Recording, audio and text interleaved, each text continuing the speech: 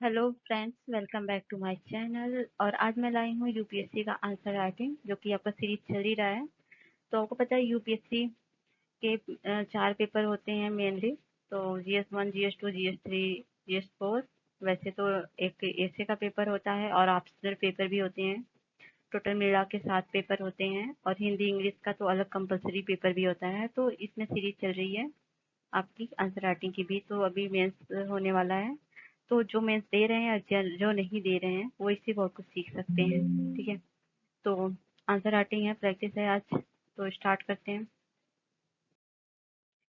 तो ये क्वेश्चन है जीएस 2 का। जीएस 2 में पॉलिटी का सेक्शन काफी है। तो उससे है, भारत में केंद्रीय सतर्कता आयोग सीबीसी की मुख्य विशेषताएं और कार्य क्या है? सार्वजनिक जीवन में सत्यनिष्ठा और जवाबदेही सुनिश्चित करने में यह कितना प्रभावी रहा है? तो यहाँ पर इंग्लिश में भी है। What are the main feature and function of the Central Vigilance Commissions in India? How effective has it been in ensuring probity and accountability in public life? तो 250 वर्ड में लिखने हैं। और आपको क्या पूछा है? क्वेश्चन लिखने से पहले हम ये देखते हैं कि क्वेश्चन में पूछा क्या है।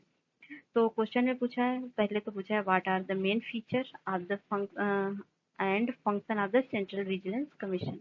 तो इसका फीचर और फंक्शन पूछा है सेंट्रल विजिलेंस कमीशन का।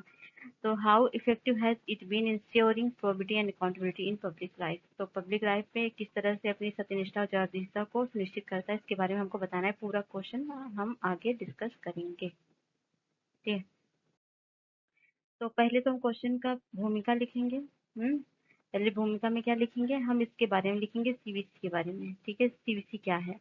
तो सीबीसी ये क्या है? भ्रष्टाचार निरोधी निकाय, मतलब भ्रष्टाचार को कंट्रोल करने के लिए बना है। तो पहले हम जब भी क्वेश्चन लिखेंगे, पहले भूमिका में हम इसका, जैसे क्वेश्चन में पूछा है उसके अनुसार इसका पहले बताएंगे सीबीसी है क्या। तो ये क्या है? केंद्र और उसके संगठनों के सतर्कता प्रशासन पर अधीक्षण करता है। ठीक है, मतलब उनकी निगरानी करता है। इसकी स्थापना कार्यकारी प्रस्ताव द्वारा 1964 में हुई थी। इस संथानम समिति की सिफारिश पर की गई थी। तो इस संथानम समिति की सिफारिश पर की गई थी। आप इसको लिखेंगे, मतलब 2-3 लाइन का भूमिका जरूर लिखेंगे। 2003 द्वारा इसे वैधानिक दर्जा प्रदान किया गया था। ठीक है, इतना इम्पोर्टेंट है, आप इतना लिखेंगे। और जितना भी करंट का अगर कोई न्यूज हो तो आप इसको भी डाल सकते हैं कि हाँ अभी सडनली क्या चल रहा है। तो आगे हम डिस्कस करते हैं।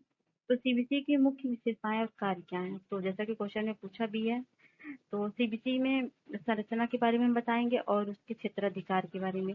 तो सीबीसी में एक केंद्रीय सतर्कता आयुक्त, अध्यक्ष और अधिकतम 2 सतर्कता आयुक्त सदस्य होते हैं। मतलब एक अध्यक्ष होता है, 2 सदस्य आयुक्त होते हैं। ठीक है, सतर्कता आयुक्त शामिल होते हैं, जिनकी नियुक्ति कौन करता है? राष्ट्रपति करते हैं। और तो इसके बाद प्रधानमंत्री अध्यक्ष होते हैं, गृह मंत्री सदस्य होते हैं, लोकसभा विपक्ष के नेता सदस्य शामिल होते हैं। मतलब इतने सारे लोग इसमें शामिल होते हैं सीबीसी में। और ये 4 वर्ष या 65 वर्ष आयु तक अपने पद पर धारण रहते हैं। ठीक है, और क्षेत्राधिकार इनका क्या है? संरचना तो ये हो गई कि हाँ इतने लोग रहते हैं, इनकी नियुक्ति कैसे होती है और कितने वर्ष तक ये रहते हैं। उसके बाद इनका क्षेत्राधिकार क्या है? सशस्त्र बलों के सदस्यों और सभी केंद्र सरकार के संगठनों, निगमों, समाज, स्थान। इसको अंडरलाइन अप कर लेंगे तो अच्छा रहेगा। क्वेश्चन जब भी लिखिए आप आंसर, तो इसको अंडरलाइन करिए ताकि एग्जामिनर का फोकस इस पे जाए। ठीक है, स्थानीय प्राधिकरणों आदि को छोड़कर केंद्र सरकार के सभी कर्मचारियों सीबीसी के अधिकार क्षेत्र के अंतर्गत आते हैं। किनको छोड़ करके? इसमें आपके कौन कौन नहीं आएंगे? जैसे सशस्त्र बलों के सदस्य, सभी केंद्र सरकार के संगठनों के, निगमों के, समाजों, स्थानीय प्राधिकरणों आदि को छोड़कर केंद्र सरकार के सभी कर्मचारी सीबीसी के अधिकार क्षेत्र में आएंगे। ठीक है, मतलब इनका सीबीसी का अधिकार है कि इनकी जांच पड़ताल कर सकते हैं। सार्वजनिक क्षेत्र के उपक्रमों, राष्ट्रीयकृत बैंकों और बीमा कंपनियों के कर्मचारी भी इसके क्षेत्राधिकार में शामिल है। तो इसके क्षेत्राधिकार में कौन कौन शामिल है? सरकार के सभी कर्मचारी, जो इतने को छोड़ करके। और बाकी कौन है? सार्वजनिक क्षेत्र के उपक्रमों के, राष्ट्रीयकृत बैंकों और बीमा कंपनियों के कर्मचारी भी इस क्षेत्राधिकार में शामिल है। तो जितने भी बीमा क्षेत्र के अधिकारी हैं और जितने बैंक कर्मचारी हैं, सब इसके अधिकार क्षेत्र में आते हैं। ये आप बताएंगे। उसके बाद आप इसके कार्य के बारे में बताएंगे। तो पहला कार्य क्या है? मान लीजिए इसका पहला कार्य भ्रष्टाचार का पता लगाना और रोकना। ठीक है, और निरीक्षण करना, लेखा परीक्षा, समीक्षा करना, ये सब इसके सीबीसी काम है। और सतर्कता, नीति, मानदंडों और प्रक्रियाओं संबंधित मामलों पर केंद्र सरकार को सलाह देना। केंद्र सरकार को सलाहकारी निकाय भी है ये। लोक सेवकों के खिलाफ भ्रष्टाचार या कदाचार की शिकायतें प्राप्त करना और उनकी जांच या निरीक्षण करना। जो लोक सेवक होते हैं उनके खिलाफ जो भी भ्रष्टाचार लगेगा उसकी भी जांच सीबीसी करेगा। और भ्रष्टाचार निवारण अधिनियम 1988 के तहत मामलों के संबंध में केंद्रीय अन्वेषण ब्यूरो सीबीआई के कामकाज पर अधीक्षण का प्रयोग करना। तो सीबीआई के काम पर भी अधीक्षण करता है। और लोक सेवकों के विरुद्ध अनुशासनात्मक मामलों की प्रगति की समीक्षा करना। मतलब लोक सेवक के विरुद्ध जो अनुशासनहीनता उनमें हो जा करते हैं कभी कभी, तो उन मामलों की प्रगति की समीक्षा करना, उनके शीघ्र निपटान के लिए निर्देश जारी करना भी इसका काम है। और अगला काम है लोक सेवकों और नागरिकों को भ्रष्टाचार के दुष्परिणामों और सार्वजनिक जीवन में सत्यनिष्ठा ईमानदारी के महत्व को शिक्षित कर जागरूकता फैलाना। मतलब सीबीसी क्या काम है? भ्रष्टाचार कंट्रोल करना और मतलब कानून व्यवस्था को बनाए रखना, ताकि लोगों में सत्यनिष्ठा, जो नागरिक होते हैं उनका सरकारी कर्मचारियों या लोक सेवकों के प्रति सत्यनिष्ठा, जो मतलब उनकी जो उनमें फेथ है या जो ईमानदारी वो देखना चाहते हैं, तो वो बनी रहे और लोग उन पे ट्रस्ट कर सकें। और भ्रष्टाचार को कंट्रोल करना तो हमारा मुख्य उद्देश्य है। तो सीबीसी इन सब चीजों में काफी वर्क करता है। ओके, अब क्या है 2G स्पेक्ट्रम घोटाला। जैसे कि उसके कुछ कार्य के बारे में यहाँ पर दिया गया है। जैसे 2G स्पेक्ट्रम घोटाला में उन्होंने जांच की थी। सीबीसी द्वारा इस मामले को जांच के लिए सीबीआई को भेज दिया है। पद के मामले की निगरानी के साथ ही सीबीसी द्वारा निष्कर्षों को सर्वोच्च न्यायालय को एक रिपोर्ट भी सौंपी गई है। कोयला आवंटन घोटाला है। सीबीसी द्वारा इस मामले को जांच के लिए सीबीआई को भेज दिया और इसके मामले की निगरानी साथ ही सीबीसी द्वारा अपने निष्कर्षों और सिफारिशों को सर्वोच्च न्यायालय को एक रिपोर्ट सौंपी गई। राष्ट्रमंडल खेल घोटाला। सीबीसी द्वारा खेल के विभिन्न पहलुओं जैसे बुनियादी ढांचे के विकास, खरीद, अनुबंध आदि में निरीक्षण, ऑडिट, पूछताछ और जांच की गई, जिसके कारण सुरेश कालामाड़ी को दोषी ठहराया गया। ठीक है,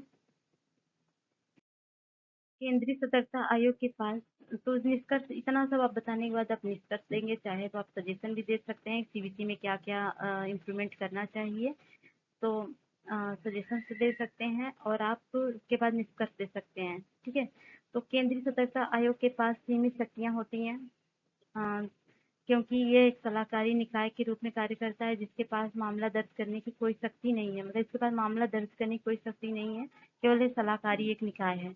भले ही ये एक स्वतंत्र एजेंसी है, इसके पास शिकायतों पर कार्रवाई करने के लिए संसाधन और शक्तियों का अभाव होता है। मतलब स्वतंत्र है लेकिन इसके पास कार्य करने के लिए पूरी पावर तो है ही नहीं, तो मतलब कमी है, तो क्या ही, इनको तो ये सारी इम्प्रूवमेंट करने की जरूरत है। अतः तेजी से बढ़ती अर्थव्यवस्था में भ्रष्टाचार को रोकने के लिए आयोग की ऐसी कमियों को दूर करने की जरूरत है। तो निष्कर्ष में हम बताएंगे, सजेशंस भी दे सकते हैं कि भ्रष्टाचार को कंट्रोल करने के लिए, अर्थव्यवस्था को बनाए रखने के लिए, तो इसकी कमियों को दूर करके गवर्नमेंट को एक नया इनिशिएटिव शुरू करना चाहिए। तो ये आपका निष्कर्ष है, आप छोटा सा निष्कर्ष दे सकते हैं और अपने आंसर को फॉर्मेट में चेंज करके अच्छे से रिप्रेजेंट कर सकते हैं। तो थैंक्स फॉर वॉचिंग। आपको ये वीडियो कैसा लगा आप जरूर बताइएगा। आंसर राइटिंग आपको समझ में आई या नहीं आई, और अगर आंसर राइटिंग से रिलेटेड कोई भी डाउट्स हो, आपको कैसे करना है कैसे नहीं करना है, हाँ लिखना कैसे है, मतलब नोट्स पे कैसे लिखना है, तो आप बिना किसी हेजिटेशन के आप कमेंट बॉक्स में कमेंट करिए और हमसे क्वेश्चन करिए। हम आपकी सारे डाउट्स को क्लियर करेंगे और जो भी होगा सारी हेल्प आपकी करेंगे। तो please support us and to be continue, and thanks for watching. Bye bye.